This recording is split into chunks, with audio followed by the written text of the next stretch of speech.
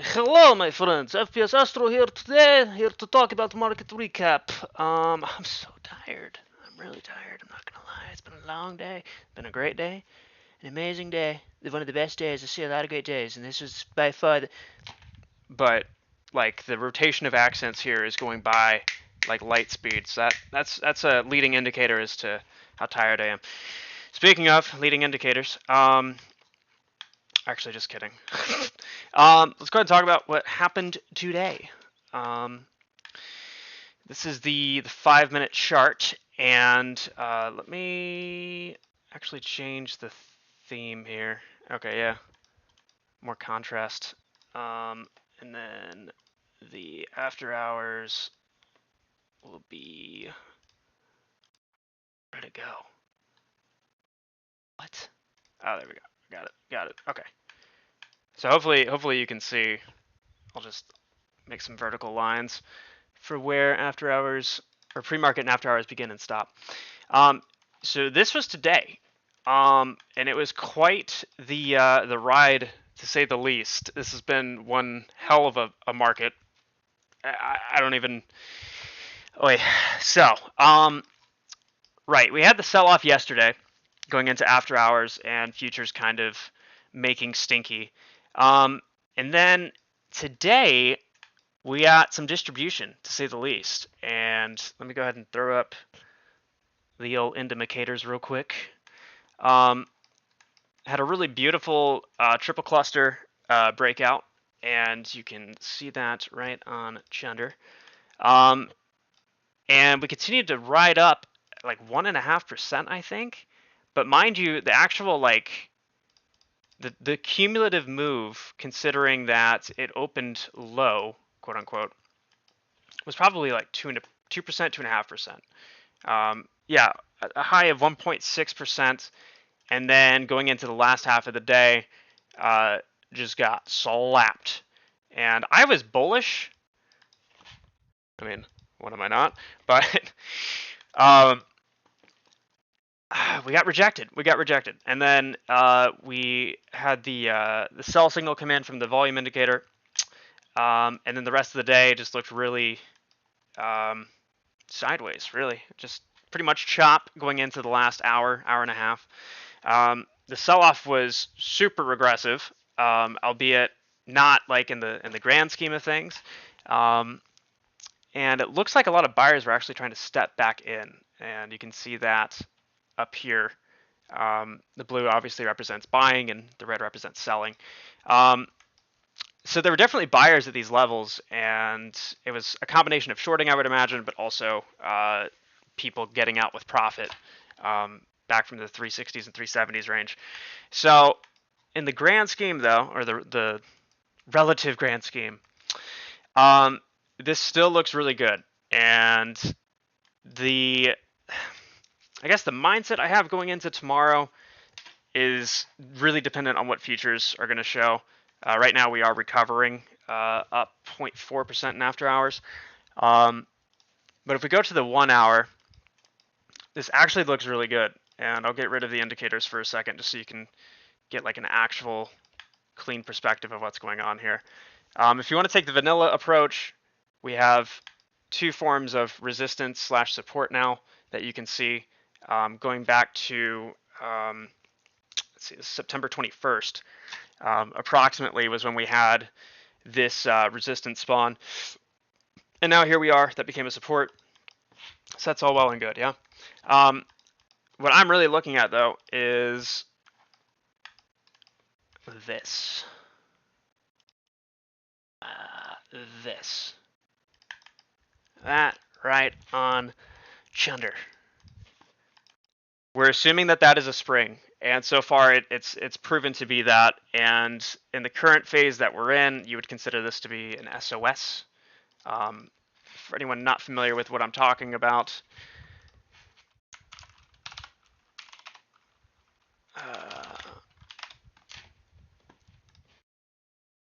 we are currently going into a phase of a Wyckoff accumulation known as a sign of strength, right? And this phase right here, this SOS where it comes up and then you start to see it create like a little pennant, is what I believe is going on here. Albeit, I think there's still more room to go here in terms of like, this is accumulation, but then within that is accumulation. And then within that is accumulation. And then within that is accumulation. Kind of trippy, right? So this, though, I want to consider like the pinnacle spring, as oxymoronic as that sounds. This is the spring of springs, I want to say, going into whatever move we have coming up. I don't know what else to really say about it other than this range between 381 and 392 is really going to define how we are going to travel moving forward in the macro. This is a really big point, and this could actually, as dumb as it sounds, I hate that I'm even saying it, this could represent the bottom for the year, sitting at 348. I hate saying that because I know fundamentally that the markets should not be where they're at, but this is technical analysis, so it's not about the fundamentals. It's just about what we're seeing. And you have to remember, we're going into November now. Time fucking flies. So that really only leaves a month and a half left. So this could easily be the bottom for the year. And if we were to just like draw out what the rest of it would look like, you know, maybe something like this. And then plummet. Oh, fuck. Oh, you idiot. Something like this. Right? And that looks relatively symmetric. It looks proportionate to everything we've seen thus far.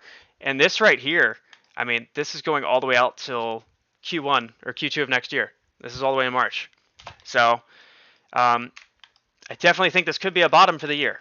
I really, again, it pains me to say that because I know just how messed up things are. But for the sake of just, I don't know, technical realism, I don't know. It really doesn't make sense. But honestly, the trades that go against you are the ones that didn't make sense because you thought what you were doing made sense. And in actuality, it wasn't. So kind of like the own inverse yourself effect, I guess. Yeah, so tomorrow, though, I do think we're going to see another green day.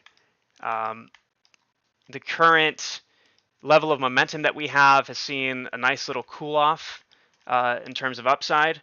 And so with that happening, especially going into the last half of the day, and then assumingly into after hours and into pre-market and overnight with futures, that gives institutions time to reaccumulate, right? And then probably have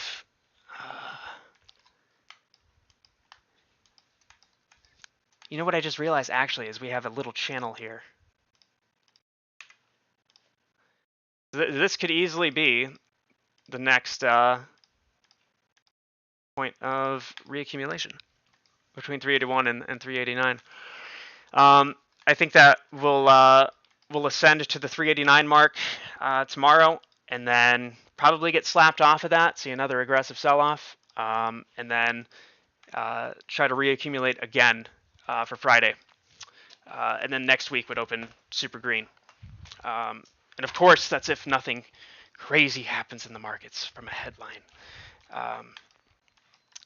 Yeah, so that's the markets overall, and that leads us into these couple plays, AMC Riot, which is up 1.5% in after hours, and Marathon, which is also up 1.5% in after hours, had a really, really big slap going into the last half of today.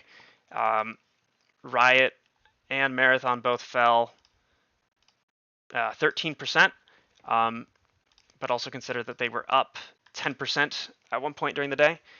And this is looking really reaccumulating.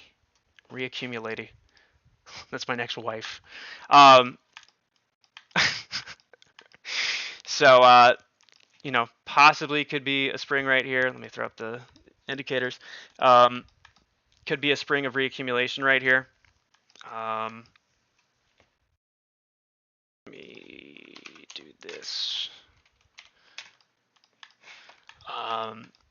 Yeah, I mean, we're actually at the next level of accumulation on the 5-minute right here.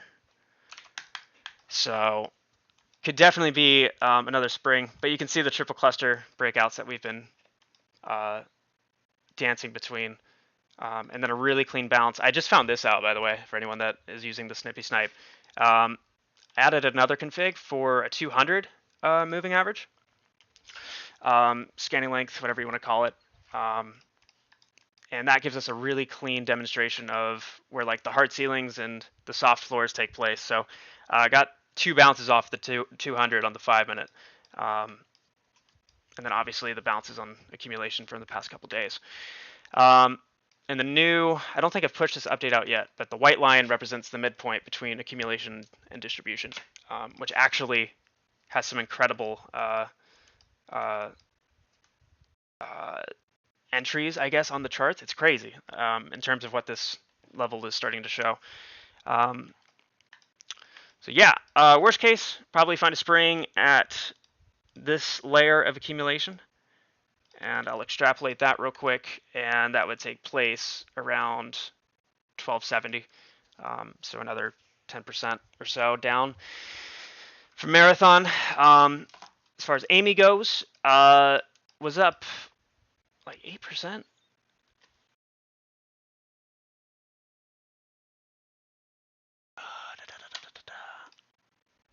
10%. And then, of course, got slapped with the rest of the market, as we've discussed.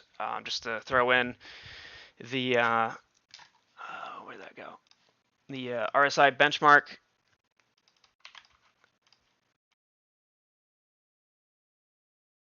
You can see that, and again, for anyone new, the red that you see, the stripes of red, represents the SPY performing bad. The deeper the red, the worse SPY is doing. And we can see that the sell-offs began when SPY was shitting itself. And funny enough, actually, we were outperforming the SPY for the first half hour or so of the day. So that's a great sign. That's starting to imply that there might be some short covering. Not MOAS, not $100,000 price target, none of that shit. I just mean there's someone who's like, might want to go risk off here, might want to trim this back a little bit. And they probably reshorted it going into the last half of the day. So good sign, though. Still a good sign. Still a good sign. And now we're bouncing off of accumulation. And look at that. Look at that right there. That's fucking pretty. Perfect bounce on the accumulation and the buy signal from the volume. Yeah. Now crypto, though. Crypto is doing some really interesting things. Crypto is outperforming the S&P. How? Why? I don't know. We're getting some crazy bounces on the 1 hour, and Bitcoin is breaking out of accumulation on the daily. This is big because Riot and Marathon, just for some background here. Riot was at like $70 a share. No, I'm sorry. $80 a share. Hit $80 back in February of last year. Now, of course, those were some pretty extraordinary times. Probably not going to see a market like that ever again. But still, you can see how high this thing can go. And of course, that was running in tandem with crypto. Even now, Riot is breaking out of accumulation. So to go back to Bitcoin, though, Bitcoin is showing a lot of strength. And just historically, if we throw up the heat map here, let me set this to this. Historically, whenever we've seen bad performance by the S&P, Bitcoin and every other shitcoin in crypto tanks. This time, we're not really seeing that. And when we further look at this from a perspective of how long has Bitcoin been down from its all-time highs, well, a long time. And also, I don't know, I don't want to argue fundamental value here. I am a proponent of crypto, but in general, this was insanity. But in terms of like how long and how much volume has been traded back and forth here, this is surely accumulation, and it looks good, man. It looks good, and it looks even better. It looks even fucking better because you can't buy options on crypto, but you can buy options on equities that have a very, very, very high concentration of their value comprised in cryptocurrency. And that's what we've fucking did. Up 300%, by the way, on those for anyone that followed. My point here, though, I digress, is if crypto does really run again, Riot, Marathon, even what's MSTR? MicroStrategy. MicroStrategy can go insane. MicroStrategy, pretty sure they doubled down on their balance sheet. They had a lot of Bitcoin on their balance sheet, and they bought earlier this year, around like February or March, they bought even more fucking Bitcoin.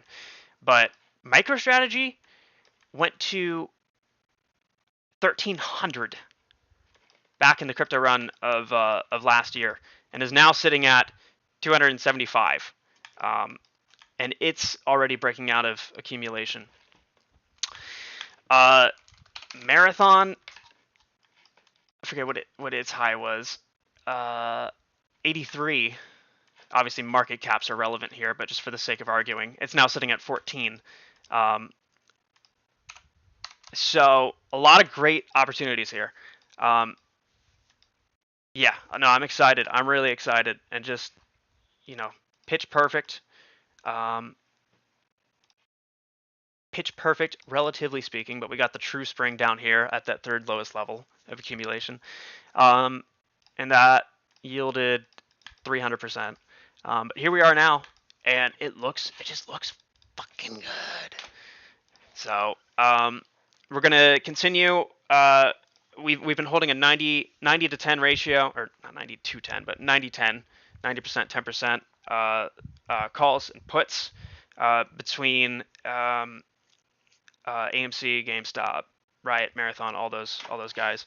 And we're going to maintain that. We might actually trim it back to be 95 and 5 calls to puts, or just long to short, loose-handedly speaking. And it's looking really good, man. It's looking really good. The last thing I want to say, Jimbo's still stuck in this range. Got slapped again today, down 5.5%, but is up 1.5% in after hours. Amy, in this channel, I'm not liking it. We need to see this break up. If this doesn't actually get past this channel that we talked about in the last video, this will probably break downward. And we have a level for that sitting at 522. So, that's obviously not ideal if you're going all in, which, by the way, we're legging into our positions. But if we don't get this breakout, then, this ascending channel is not good in the long term, and even the short term. So that is what I'm looking out for, and that value scales upward, of course, with time. But yeah, we really need to break out of that. We made this channel yesterday, and it had a near perfect rejection off of it today. So that's the only thing I'm concerned about. We still closed above. Actually, no, we technically closed below distribution on the 1 hour, but now we're climbing over it. So that might set us up for a good pop going into tomorrow.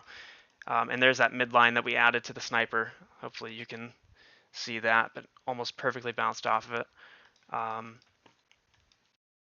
Yeah. So that's pretty much it.